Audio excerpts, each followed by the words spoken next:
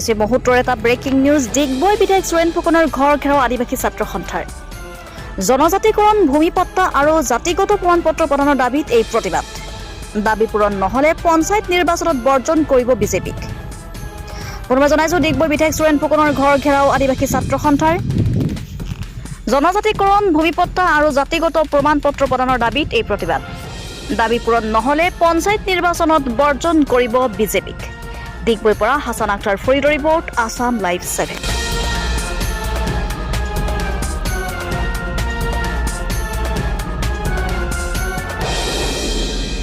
তাৰ কাৰণে সকলোকে অনুৰোধ জনাই আমি সকলোৱে একবাৰ জোৰকৈ হাত চাপৰি মাৰি দিম বিধায়কৰ কাৰণে।